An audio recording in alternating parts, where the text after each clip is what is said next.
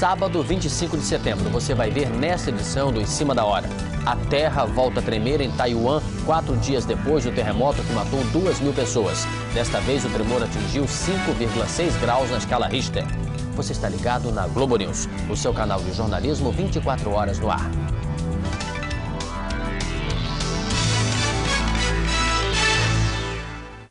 A terra voltou a tremer em Taiwan 4 dias depois do terremoto que matou 2.000 pessoas. O tremor atingiu 5,6 graus na escala Richter e é o quinto com magnitude superior a 4. As equipes de resgate intensificam os trabalhos à procura de sobreviventes.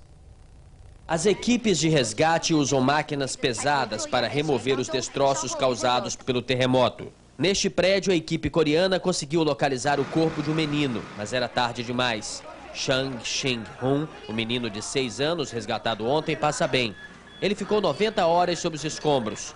Ainda no hospital, se recuperando, ele conta que passou a maior parte do tempo dormindo. Como estava tudo escuro, achava que era de noite. O menino agradeceu à equipe de resgate, dizendo que foram todos muito corajosos. Terminam as eleições parlamentares na Índia. 80 milhões de indianos foram às urnas na quarta e última etapa das eleições gerais. O governo reforçou a polícia para garantir a segurança. As eleições foram realizadas em 9 estados indianos. Os eleitores escolheram 74 das 543 cadeiras da Câmara Baixa do Parlamento. 696 candidatos concorreram às eleições. As últimas pesquisas indicam que o partido do primeiro-ministro Atal Bihari Vajpayee deve vencer com ampla maioria. O presidente Fernando Henrique Cardoso está fazendo exames de rotina no Hospital da Faculdade Paulista de Medicina. A repórter Rosana Cerqueira, de São Paulo, tem as informações.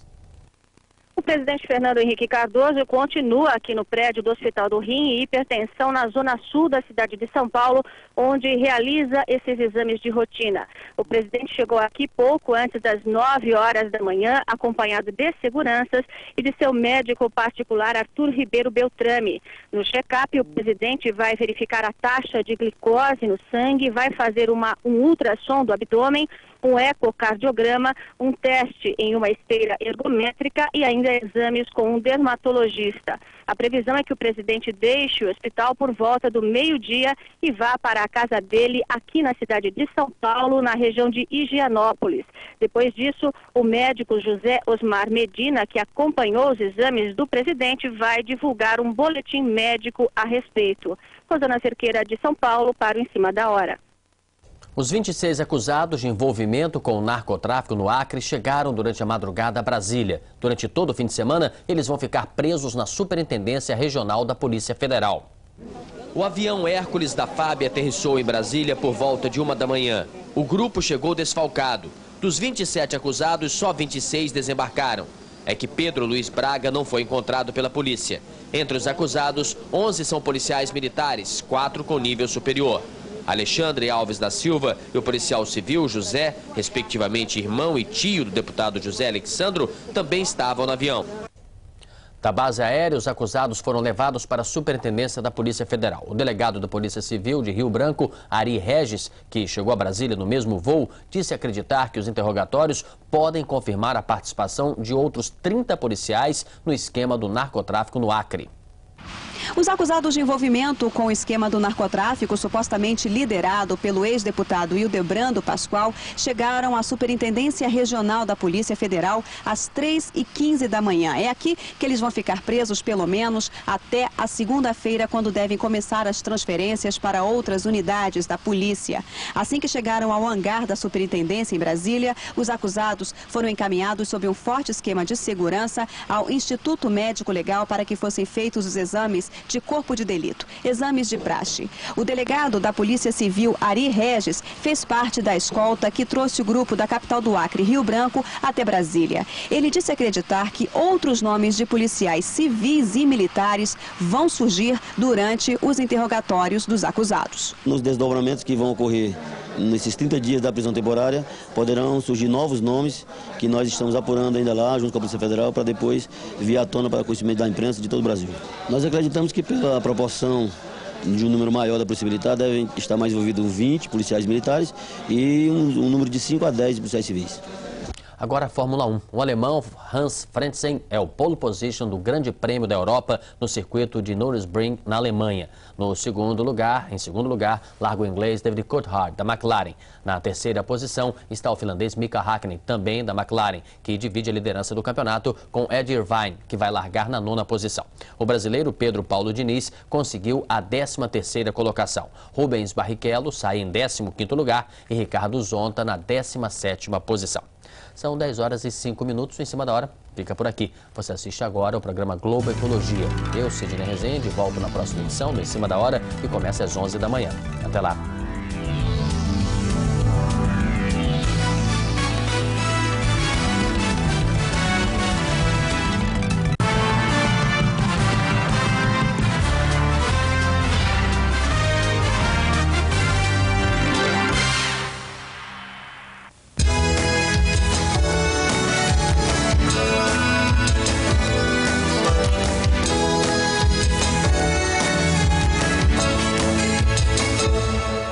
O que é que as artes plásticas têm a ver com a matemática? Exatidão e segurança, exatidão e certeza estão no mesmo caminho? A matemática vista de uma maneira diferente, por um grande especialista. Nosso entrevistado no Espaço Aberto é o professor Jacó Palles. Dirige um Instituto de Matemática Pura e Aplicada. E você vai ver que 2 e 2 nem sempre são 4. Espaço Aberto com Chico Pinheiro, neste sábado, 9h30 da noite. O brasileiro sabe como se cuidar da AIDS, mas não se cuida. O governo americano quer passar a conta das doenças do fumo para a indústria do cigarro. E a crise financeira chega ao fim e os países pobres saem ainda mais pobres. São esses os temas do Globo News Painel desta semana, com os entrevistados: a psiquiatra Carmita Abdo, da Faculdade de Medicina da USP, o economista Roberto Martins, presidente do Instituto de Pesquisa Econômica Aplicada, o IPEA, e o advogado José Calixto Shoa, que representa o governo do estado do Rio de Janeiro na ação movida também por esse estado brasileiro contra a indústria do cigarro.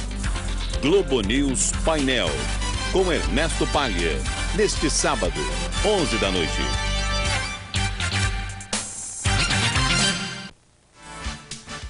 As ideias para um mundo globalizado, as tendências da economia. Conta corrente especial, todo sábado, 1h30 da tarde e 8h30 da noite. Fundação Roberto Marinho apresenta Globo Ecologia. O Globo Ecologia está começando agora. Vamos conhecer um pedaço do Uruguai que é reserva da biosfera. No programa de hoje, os Banhados do Leste, uma região que parece com o Pantanal, onde vivem muitas aves migratórias, mamíferos e vegetais incríveis. Vamos ver também os resultados de uma parceria entre a ONU, a universidade e as comunidades, em busca do desenvolvimento sustentado. Conservar é educar ao homem e que o homem produza sabiamente. Conservar é educar o homem para produzir com sabedoria. E as comunidades locais são os parceiros ideais. Para esta conservação.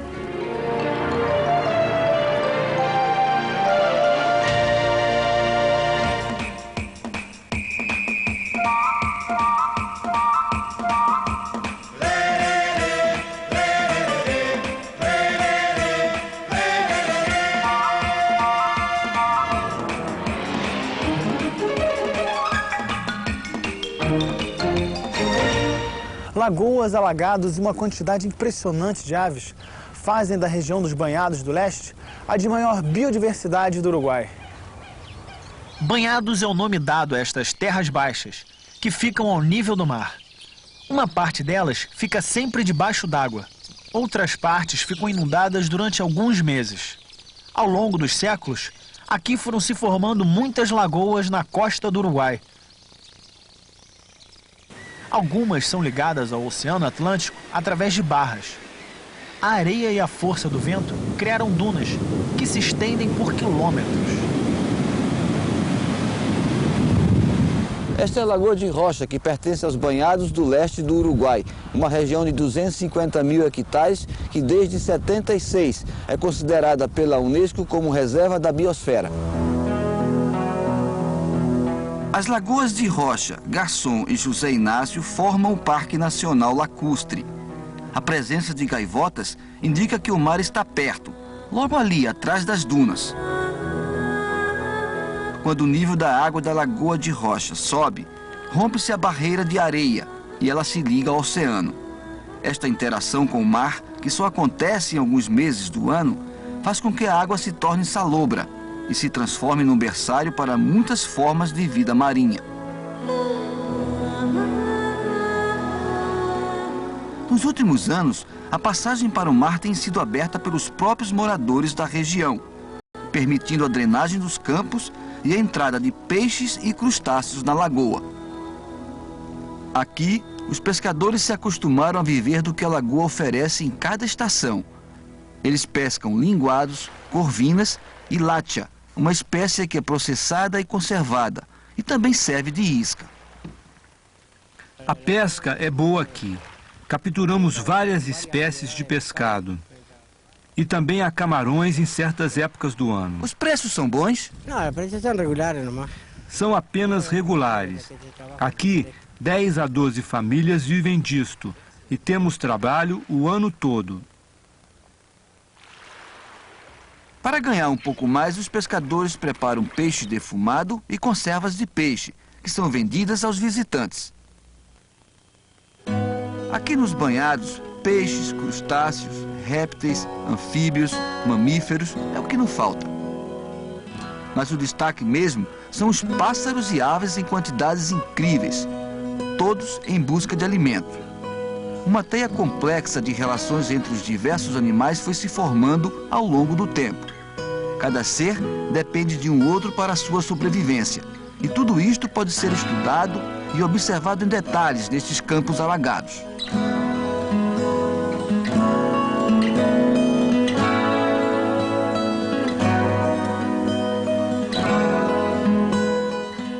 Lagoa Negra. Estamos às margens de uma das maiores e mais belas lagoas dos Banhados do Leste. As aves fazem a festa nos pântanos e no espelho d'água. O pato cara branca é um verdadeiro malabarista. E a gente pode ver também garças, cisnes e pequenas corujas. Solo para decir de aves, temos mais de 120 aves avistadas. Já foram avistadas aqui 120 espécies de aves. Temos uma fauna muito rica. Temos também muitos mamíferos e répteis nesta área de proteção. Há 4 anos, quando chegamos aqui, não tinha nem 20 capivaras. Hoje, com a caça proibida e tirando o gado, já temos uma população de 500 capivaras. Na margem norte da Lagoa Negra, fica a Estação Biológica Proterílio de Santa Teresa. O banhado é um dos 4 ecossistemas desta área de Santa Teresa, que tem 715 hectares protegidos. Em toda essa extensão, habitam 120 espécies de aves.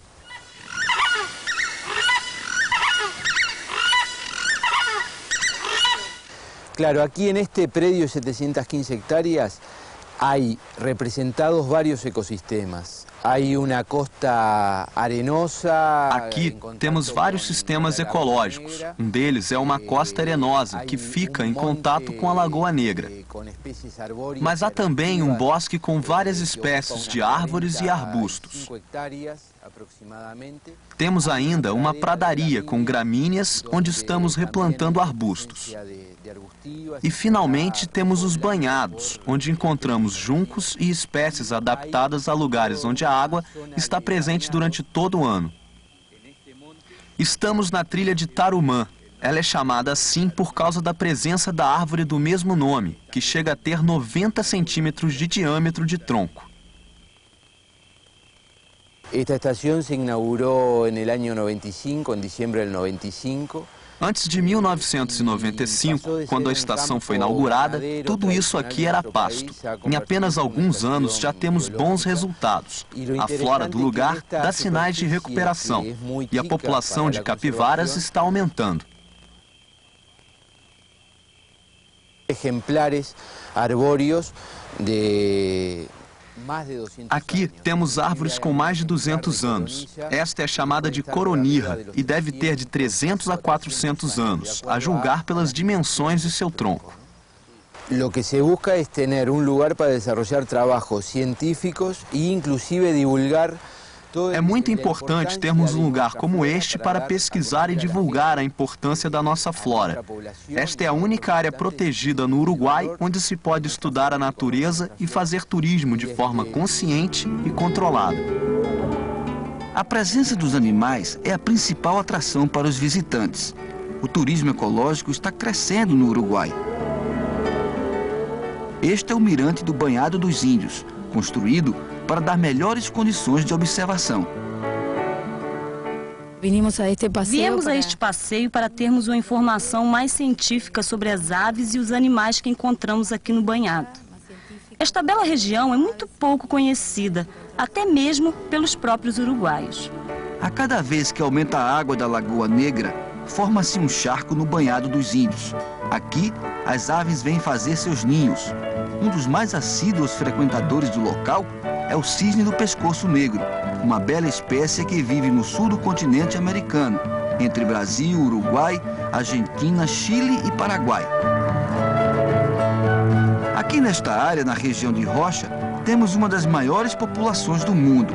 O cisne do pescoço negro prefere as lagoas rasas, porque é mais fácil pegar os peixes.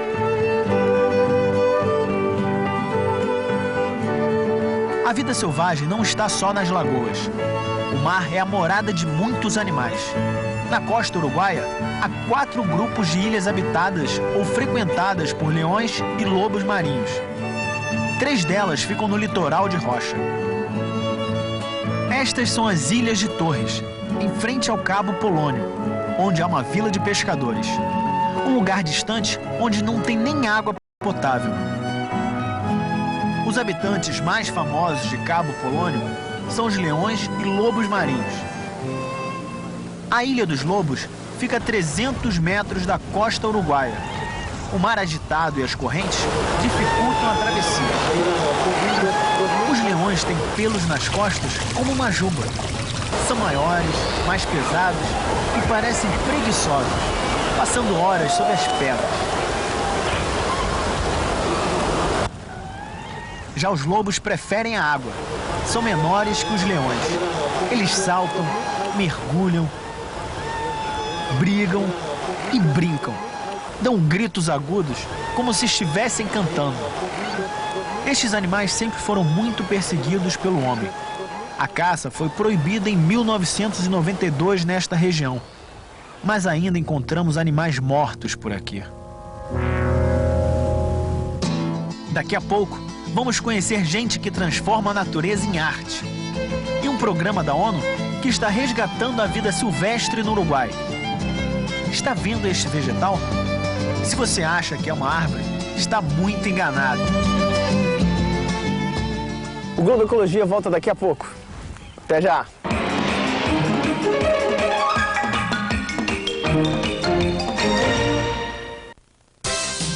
Review. Você escolhe, a Globo News exibe. Almanac, com Maria Bethânia. O nome escolhido pelo irmão Caetano foi tirado de uma canção.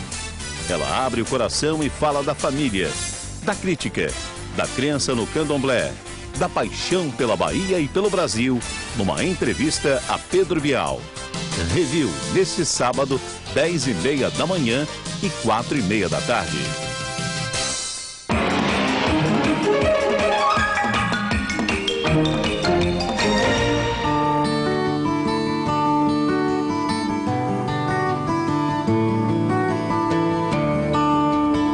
Toda essa riqueza natural ganhou um forte aliado, o ProBides, um plano de preservação e desenvolvimento sustentável dos banhados do leste.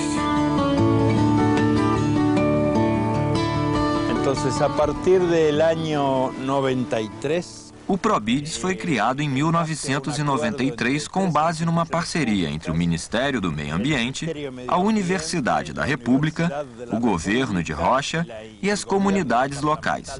Trabalhamos com educação ambiental, pesquisa sobre vida silvestre e desenvolvimento sustentado. No Uruguai, quase não existem terras públicas. A maioria absoluta das terras está nas mãos de proprietários rurais. Por isto, está sendo feito um trabalho junto a estes fazendeiros, convencendo-os da necessidade de preservar o meio ambiente e também de investir em atividades que respeitem a natureza. O desenvolvimento sustentado é a solução, sobretudo em um país como o nosso, que vive dificuldades econômicas e não tem uma cultura ambiental. Mas isso é um processo a longo prazo, que implica em sensibilizar as pessoas e principalmente os políticos. Os recursos naturais que temos hoje devem beneficiar também as gerações futuras. O turismo rural é uma atividade relativamente nova no Uruguai. Acho que está faltando divulgação. Os turistas estrangeiros são muito poucos, mas quando chegam aqui no Uruguai, ficam surpreendidos com a biodiversidade e gostam muito. Vocês percorreram a região de Rocha e viram que há recantos naturais espetaculares. O Probides está tentando equipar e qualificar essas paisagens e convencer os proprietários rurais a trabalhar com ecoturismo. A ideia é que eles recebam visitantes e que haja uma relação bem próxima entre quem visita e quem é visitado, de modo que a relação do homem com a natureza fique mais estreita. A fibra do cardo e os talos do mimbre, duas espécies nativas dos banhados, são a principal matéria-prima do artesanato regional. Mas os artesãos conhecem muito bem o manejo correto. Vários tipos de vegetais nativos da região de Rocha são utilizados por mais de 150 artesãos. É gente que trabalha os recursos naturais com consciência, pensando também em conservá-los para as futuras gerações. Algumas espécies são de manejo fácil. O artesão Wellington Ávila extrai o cardo o ano inteiro. Ele sabe que é uma planta abundante e que se recompõe com facilidade. Com a fibra do cardo, Wellington faz cordas, cestos e móveis. Já os artesãos Rubem Rodrigues e Sônia Vasques preferem usar os talos do mimbre em seus produtos. Mas esta espécie exige um cuidado maior. Na plantação se corta ou cortamos em menguante. Colhemos na lua minguante de junho e julho. Cortamos apenas uma vez por ano e temos de trabalhar o resto do ano com este material. A plantação é protegida para não entrar vacas nem ovelhas. Só os cavalos podem entrar, pois não se alimentam do mimbre.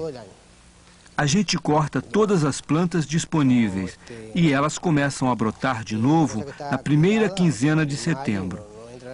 Assim, o rendimento da planta é o mesmo todos os anos. Quando o tempo não favorece, também podemos ficar 2 anos sem cortar para preservar o mimbre. Estamos trabalhando também com os artesanos que fazem produtos em base a fibra. Estamos estimulando os artesãos de fibras naturais que podem ser usadas economicamente. Estes humedales que são utilizáveis do ponto de vista econômico. No fundo, procuramos resgatar tradições culturais que estavam se perdendo. Estamos, inclusive, fazendo um catálogo com o artesanato da Reserva da Biosfera. Um catálogo de artesanias da Reserva da Biosfera. Outras atrações do turismo ecológico do Uruguai são os campos de palmeiras seculares e os bosques de umbuas, esta erva gigante. As maiores reservas de umbuas ficam na região da Lagoa de Castilho. O passeio até o Bosque de Umbuas é um típico programa de ecoturismo.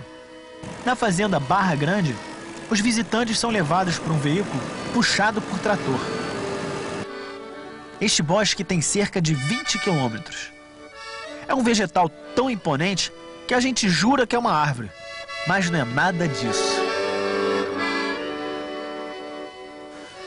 O que mais impressiona, além da beleza, é que esta não é uma árvore como as outras. O umbu é uma erva. Esta madeira aqui, ela não é compacta. A gente pode ver isso facilmente.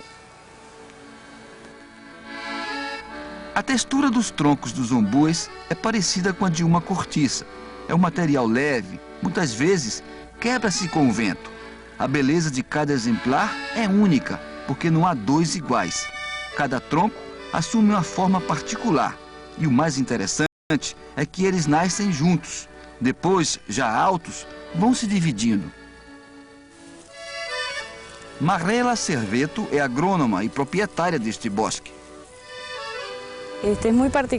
O ombu é uma planta muito especial porque é uma erva, uma gramínea, e tem sexo diferenciado. Há ombu macho e ombu fêmea. A fêmea produz as flores femininas e o macho produz o pólen e as flores masculinas. A gente acha que o cruzamento é feito pelo vento ou por insetos, mas isto ainda não está bem estudado. O maior problema para a sobrevivência deste incrível vegetal é a presença do gado. Esta área está fechada há 4 anos. O gado come e pisoteia as plantas jovens. Fizemos esta reserva para poder mostrar aos visitantes, pois trabalhamos com ecoturismo. Na região dos banhados do leste do Uruguai, uma outra espécie vegetal se destaca: as palmeiras. São palmeirais enormes, talvez os maiores destas espécies no continente. Chegam a ocupar cerca de 70 mil hectares. A presença secular destas palmeiras deu origem a muitas histórias. Caminho dos índios, que se estende até o Peru, ou caminho dos jesuítas, porque teriam sido plantadas pelos missionários, tudo isso é lenda quando se trata dessas palmeiras aqui. Na verdade, existem 3 tipos de palmeira nativa aqui do Uruguai. Portanto, essas palmeiras já estavam aqui antes mesmo da chegada dos espanhóis.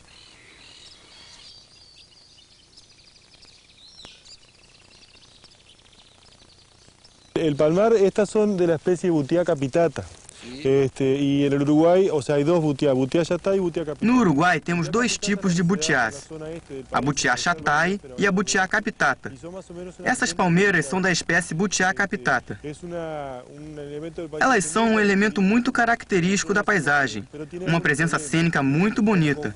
E além disso, a população usa o fruto para fazer licor e uma bebida que chamam aqui de café de butiá. A fibra serve para fazer artesanato, recheio de colchões e telhados. A butiá está no brasão e no hino dessa região, ou seja, ela é também um elemento cultural. Produzir e de tratar de conciliar. Precisamos conciliar a conservação com os benefícios econômicos. Antigamente, conservar significava quase cercar o território e tirar o homem do meio ambiente. Isto está superado. Conservar é educar o homem para produzir com sabedoria.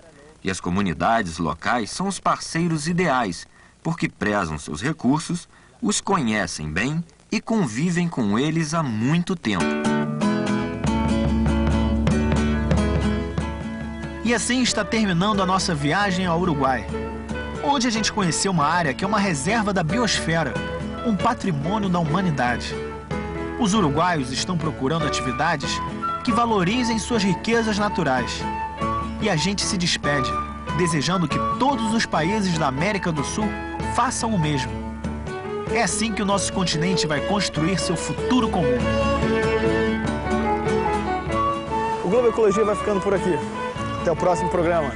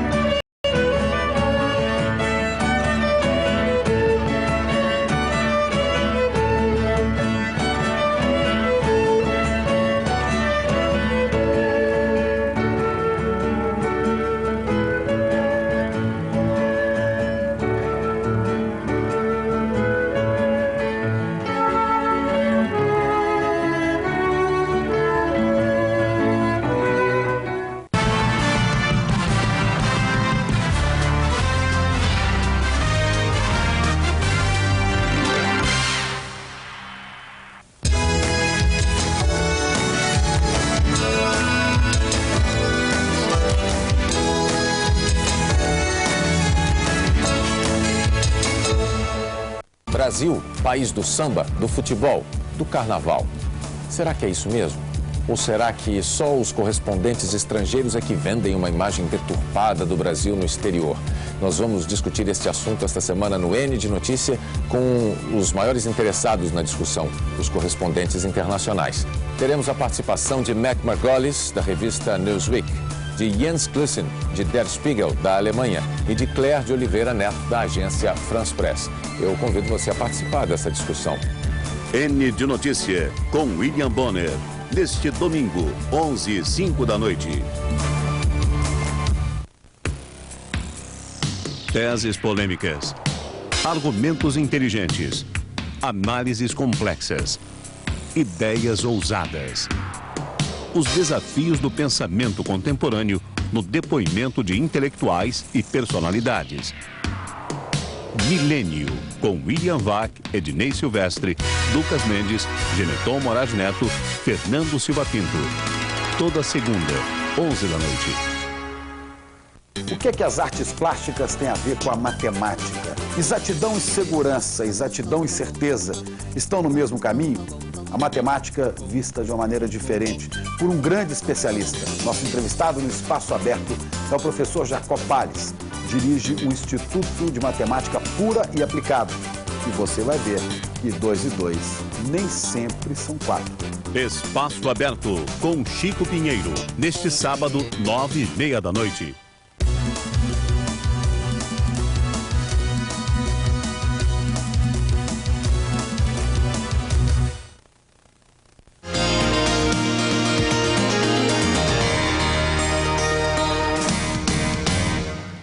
Salve! Miudinha, como o resto da família, ela ganha 3 metros de altura quando sobe ao palco. Mais do que qualquer outra cantora brasileira, ela encarna, merece o título de intérprete. É uma atriz que canta. Com vocês, Maria Bethânia. Eu sonho tanto, porque tanto me amo assim. O sonho é santo, porque traz você pra mim. Eu sonho tanto, porque tanto lhe amo assim. O sonho é santo, porque traz você pra mim. Você sabe por que se chama Maria Bethânia? O que me contaram, assim, que Caetano escolheu, porque ele era fã dessa canção na gravação do Nelson Gonçalves. A música do Capiba, na voz do Nelson, que era um grande sucesso em Santo Amaro, pelo menos, era essa música. E Caetano era o caçula e pediu ao meu pai. Meu nome foi sorteado, todos os filhos votaram. E meu irmão Rodrigo foi sorteado o nome que ele escolheu. Mary Gislene. Mary Gislene? É, que era de uma... Tinha um circo na cidade onde tinha uma rumbeira dançando. E meu irmão meio se apaixonou por ela, ia toda noite, ficou camarada, sei lá. E achou lindo o nome, nasceu uma irmã, ele tascou o nome lá e meu pai sorteou. Mas Caetano pequenininho e falou, ah, meu pai, a música, eu queria que ela chamasse o nome da música. Aí, felizmente, meu pai, para dengar o Caetano, né? E para sua sorte? Mas imensa sorte.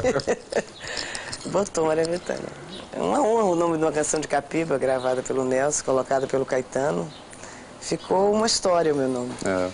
Você gostou do livro do Caetano, Verdade Tropical? Eu gosto. Eu tinha lido, na verdade, quando ele começou a escrever esse livro. Eu nem sabia, eu estava na Bahia de férias e me convidou para ir à casa dele para me mostrar um texto sobre teatro, não sei o que lá. E assim no computador ele foi me mostrando e eu comecei